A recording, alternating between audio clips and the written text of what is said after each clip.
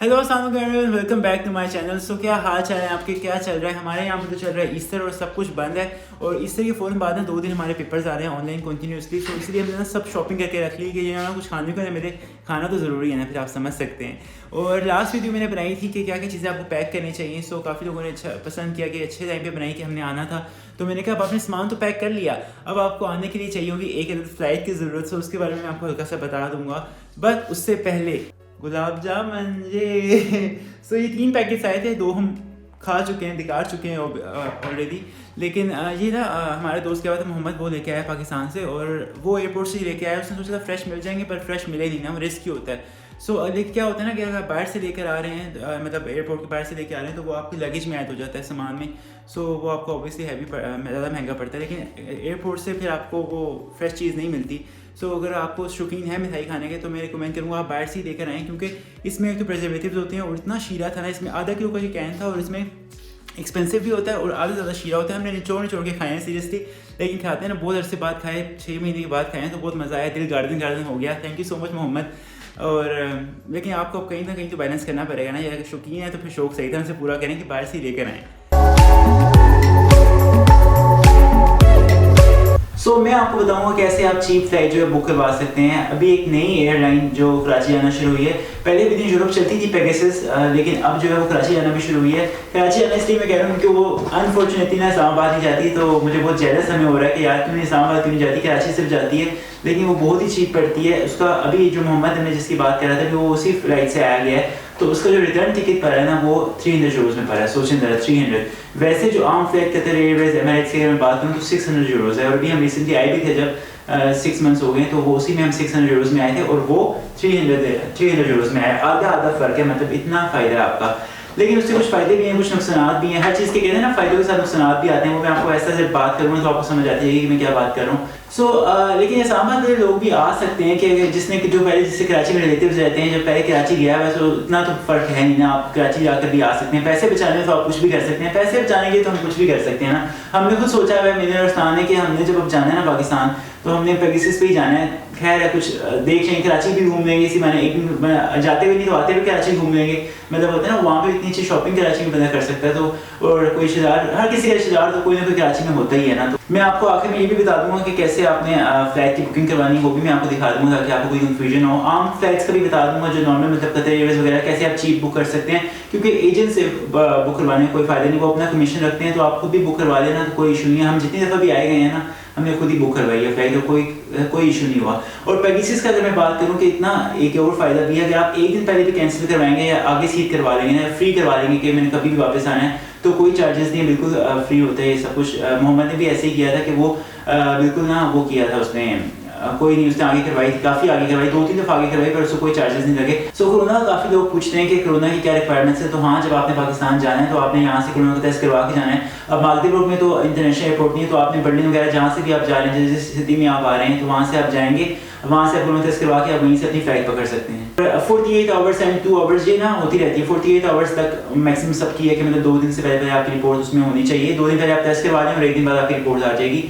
और जब पाकिस्तान से आपने वापस आना होगा तब भी यही सीन होगा। आपने पाकिस्तान से आते हुए पाकिस्तान में टेस्ट करवाना है, वहाँ से किसी भी एक्सेल लैब वगैरह जो भी है वहाँ से करवा के 48 आवर्स के अंदर आपने यहाँ पे आपको रिपोर्ट चाहिए होगी, वो वहीं पे आपको उस पाकिस्तान एयरपोर्ट पे दिखानी होगी। यहाँ पर आकर ना क्या होता है कि आपको आके बस 15 दिन का क्वारंटीन कर लें, अगर आपको ज़्यादा वो मसला नहीं, कोई टेस्ट करवाने की जरूरत नहीं है। एयरपोर्ट पे जब आप उतरते हैं, लैंड करते हैं, तो साथ ही ना उन्होंने एयरपोर्ट पे ना वो लैब्स बने हुए, सेंटोजीन लैब थी एक, हमने वहाँ से अपना टेस्ट करवाया था बिल्कुल फ्री, पहले रजिस्ट्रेशन करवा ली थी, और वहाँ पे आके हमारा आधे घंटे में काम हो गया, टेस्ट हो गया था। रिजल्ट 1 दिन बाद आया था, 1 दिन तो आपको फिर आके सब्र करना पड़ेगा। अब तो मालदीव में भी काफ़ी फ़ायदा हो गया। अब तो ना स्नेल टेस्ट आ गया, एक ना स्नेल टेस्ट मतलब क्विक टेस्ट। 15 दिन बाद आपका ना रिपोर्ट आ जाती है, और आपका फिर आप क्वारंटीन करने की भी आपको ज़रूरत नहीं है। कितने फ़ायदे हैं, अपने शहर में आके स्नेल टेस्ट करवा लें और आप फ्री हैं, जहाँ मर्जी फिरें।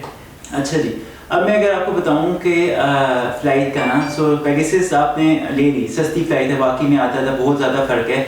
लेकिन अब इसके कुछ नुकसान, मतलब नुकसान क्या, मतलब कुछ इतने नहीं है, मतलब हैंडल कर सकते हैं लोग कि एक तो उसमें आपको कोई वीआईपी प्रोटोकॉल नहीं मिलेगा ना, मतलब कोई खाना पीना कुछ नहीं मिलेगा आपको, कोई स्क्रीन वगैरह जहाज़ में नहीं लगी हुई, सिंपल जहाज़ है, मतलब कंफर्टेबल चेयर्स हैं, वो कोई मसला नहीं, आप आराम से जाएंगे, लेकिन कोई खाना वगैरह कुछ भी नहीं मिलेगा आपको। और इसके अलावा एक और बहुत मसला सामान का।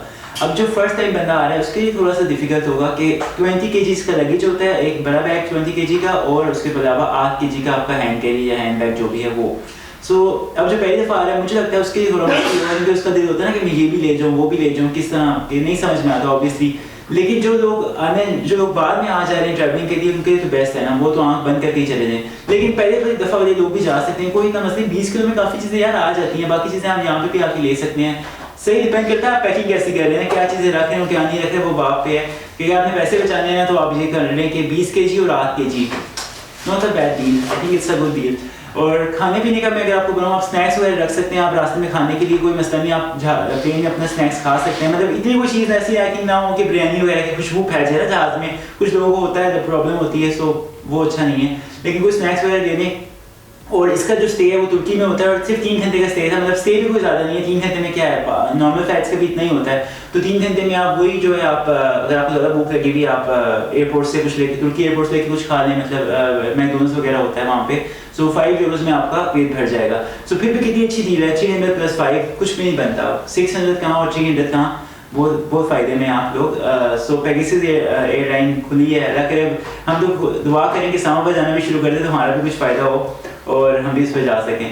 तो मैंने मोहम्मद से पूछा था कितनी रैंकिंग दोगे, तो उसने कहा था मैं 10 में से 9 दूंगा। 9 भी इसीलिए क्योंकि ऑब्वियसली खाने पीने का एक वो प्रोटोकॉल नहीं होता, और दूसरी बात ये कि सामान का थोड़ा सा, मतलब वैसे तो नॉर्मल फ्लाइट्स में 30 किलो तो नॉर्मल बैग का अलाउड होता है ना, और फिर उसके अलावा 8 किलो, तो 10 किलो का फ़र्क है। सो ये एक है, लेकिन पैसे भी तो फिर आप देखें ना काफ़ी फ़र्क है। इस्लामाबाद वालों को ये टेंशन होगी कराची जाए पहले बंदा फिर वहाँ जाए, लेकिन आप कराची से जो इस्लामाबाद का टिकट है काफ़ी सस्ता है, PA का भी अगर देखा जाए तो 15,000 का आई थिंक रिटर्न टिकट मिल जाता है। अगर आपने एक साइड पे जाने से आना ही है आपने, तो आई थिंक 7-8,000 का होगा। सो फिर भी वो आपको इतना एक्सपेंसिव नहीं पड़ता, वो फिर भी अच्छी बात है कि अगर आपको बस ये है कि आप लोग हाँ कराची से ज़रा वाकिफ़ हों, जान पहचान हो आपकी, कोई हो जानने वाला, या आप पहले जा चुके हों, सो उसके लिए काफ़ी अच्छा है। और मैंने रिव्यू इसलिए मैंने खुद, हमने कहा हम पता नहीं कब जाएंगे तो कब रिव्यू दूंगा, तब अभी काफ़ी लोग आ रहे हैं, ये सीज़न है बच्चों के आने जाने, स्टूडेंट्स आ रहे हैं, सो अभी ये बताना ज़रूरी है। और इसलिए मैंने मोहम्मद से जल्दी से पूछ लिया सारा कुछ, और मैंने आपको बता दिया। एक चीज़ मैं इधर ऐड कर दूं कि मैंने जो लास्ट वीडियो बनाई थी कि how to pack your luggage, so वो अगर किसी ने नहीं देखी तो ऊपर लिंक दे रहा हूँ, जाकर देख लें। सो काफ़ी चीज़ें मैं भूल जाऊँगा, इंसान हूँ भूल जाता हूँ, सो आप लोग कमेंट्स में पूछ सकते हैं। लेकिन हाँ कुछ चीज़ें मैंने जो एक्स्ट्रा भी बता दी यहाँ पर मिल जाती हैं, ऑब्वियसली हाँ मिल जाती हैं, लेकिन थोड़ी महंगी तो होंगी तो मैं मानूंगा। लेकिन क्योंकि जो लोग जो पहली दफ़ा आ रहे हैं, जिसकी कोई जान पहचान नहीं है, तो उसको तो बिल्कुल भी पता नहीं होगा कि कौन सी चीज़ कहाँ से मिलेगी, वो महंगी चीज़ जाके ले लेगा तो क्या फ़ायदा। सो सबसे पहले हमने गूगल पे लिख लिया पेगासस, और फिर पहले ही लिंक खोल देंगे हम, और फिर ये आ जाएंगे कि आपने कहाँ से कहाँ तक जाना है। हम बर्लिन चूज़ कर लेंगे क्योंकि बर्लिन करीब पड़ता है, बर्लिन से कराची, और डेट्स आप चूज़ कर सकते हैं अपनी मर्ज़ी की। और ये देखें साथ ही लिखा हुआ आ गया कि आपको कोरोना टेस्ट 72 आवर्स में आपको रिपोर्ट शो करवानी होगी, और साथ ही एक पास ट्रैक ऐप है वो भी काफ़ी ज़रूरी है। और ये पैकेजेस आगे नीचे हम सेकंड पैकेज यूज़ कर लेंगे, इसमें जो है वही 20 kg का लगेज और 8 kg का हैंड कैरी होगा। हमें कोई सैंडविच वगैरह एक्स्ट्रा नहीं चाहिए, तो हम इसे कंटिन्यू कर देंगे यहाँ से। और यहाँ पे आप अपनी सारी इन्फॉर्मेशन, नाम, डेट ऑफ बर्थ, नंबर वगैरह, अपना ईमेल वगैरह दे देंगे। और ये आपको हाँ अगर आपने सीट्स चूज़ करनी है तो आपको थोड़े से पैसे लगेंगे, तो लेकिन हमें कोई मतलब 5 यूरो लग जाते हैं सीट्स चूज़ करने के लिए। तो और ये बाकी खाने के भी ऑप्शंस दिए हुए हैं कि अगर आपने कुछ खाना वगैरह, सारे प्राइसेस भी दिखी हुई हैं, आप चूज़ कर सकते हैं। और बैग देख लें आपने, ये वाला बैग हैंड बैग लेके जाना है, हैंड कैरी नहीं लेके जाना, ना 2 बैग्स आप लेके जा सकते हैं, सिर्फ ये जो एक हैंड बैग होता है ना, आपने बस वही लेकर जाना है। और ये ऊपर अगर आपने एक्स्ट्रा सामान आप करवाना चाहते हैं तो वो भी करवा सकते हैं, बट कोई फ़ायदा नहीं, वो आपको फिर नॉर्मल फ़्लाइट ही पड़ जाएगी, फिर आप नॉर्मल फ़्लाइट ही बुक करवा लें, वो वाला हिसाब हो जाएगा। मेजरमेंट भी दी हुई है बैग की, और फिर इसको हम कंटिन्यू कर देंगे। और कोई हमें इंटरटेनमेंट वगैरह नहीं चाहिए, हैंड फ्री वगैरह आप अपने ले जाएँ अपने साथ, मोबाइल में गाने वगैरह ले जाएँ साथ। और फिर बस यहाँ पे अपनी सारी बैंक डिटेल्स वगैरह अपने कार्ड से पे करना है, कोई आपके पास डिस्काउंट कोड वगैरह है वो आप डाल सकते हैं, और फिर आप इसको बाय कर लें, सिंपल।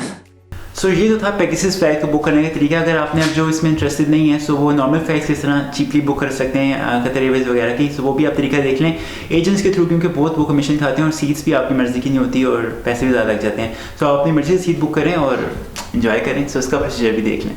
सो इसके लिए आपने सिंपल गूगल फ़्लाइट्स देखा, यहाँ पे चीप फ़्लाइट्स शो होती हैं, पहले लिंक खोल लेंगे आप, फिर दोबारा से आप बर्लिन से इस्लामाबाद, अब यहाँ पे इस्लामाबाद का ऑप्शन है हमारे पास थैंकफुली, सो इस्लामाबाद का ऑप्शन डालेंगे हम यहाँ पे, और फिर सर्च करेंगे डेट्स वगैरह। देखें डेट्स के साथ प्राइसेस भी लिखी आ रही हैं कि कितना वो हर डेट के साथ ना प्राइस भी चेंज हो रही है। सो आप प्राइस के हिसाब से अपना टिकट परचेज़ कर सकते हैं। पर देखा है आपने कितना फ़र्क है, 600 भी नहीं 700 तक को टच कर रहा है, मतलब 600 से प्लस हो गया है। और जैसे बर्लिन से है, बर्लिन जाने का खर्चा आपका मागदेबुर्ग से बर्लिन जाने का खर्चा अलग है। सो काफ़ी पैकेजेस काफ़ी वो अचीव पड़ता है। सो आप वो बाप के हाथ में कि आपने कैसे मैनेज करना है, सामान को मैनेज करना है या फिर पैसों को। और ये वही चीपेस्ट प्राइस पर सबसे जो ऊपर सबसे चीपेस्ट प्राइस आ रही है ये तुर्किश एयरलाइन, तो हम ये चूज़ कर लेंगे। फिर ये वही सारी इन्फॉर्मेशन अपने नंबर नाम वगैरह दे देंगे, अपनी इन्फॉर्मेशन। सीट चूज़ करने का भी ऑप्शन है आपके पास और फिर कंटिन्यू कर आप टिकट बाय कर लें। और अब तो तुर्की से पाकिस्तान तक ट्रेन भी चलना शुरू हो गई है, बट अभी उसका प्रोसीजर शुरू नहीं हुआ। सो अगर आपको ये वीडियो से नहीं समझ में आ रही तो ऊपर एक मैं लिंक दे रहा हूँ, ऊपर आर्टिकल का स्थान एक आर्टिकल लिखा हुआ है यू जर्मनी की वेबसाइट पे, सो कि how to book cheapest flight, so वो भी आप जाकर देख सकते हैं। सो आई होप आपको इस वीडियो से हेल्प मिली होगी काफ़ी, और आप लोग काफ़ी लाइक करें, सब्सक्राइब करें। Thank you so much. जिन लोगों ने अभी तक सब्सक्राइब नहीं किया वो प्लीज़ सब्सक्राइब करें ताकि आगे आने वाली नई वीडियोज़ को, और हाँ बेल आइकन को भी दबा दें ताकि आगे आने वाली नई वीडियोज़ को भी आप देख सकें। और आई होप आपको इस वीडियो से भी हेल्प मिली होगी। मेरी बड़ी मुश्किल से मैंने वीडियो बनाई है। मैं कहते हैं ना ज़बरदस्ती, मैंने कहा नहीं अगले हफ्ते नहीं बनानी, इसी वीक बनानी, क्योंकि अभी लोग आ रहे हैं, अभी इनको ज़रूरत है, अभी बनानी, नहीं तो बाद में क्या फ़ायदा ना। So if you guys like this video then give it a big thumbs up and I will catch you guys in my next video. Till then do like, share, subscribe and comment to my YouTube channel which is Imran Salim. Bye bye.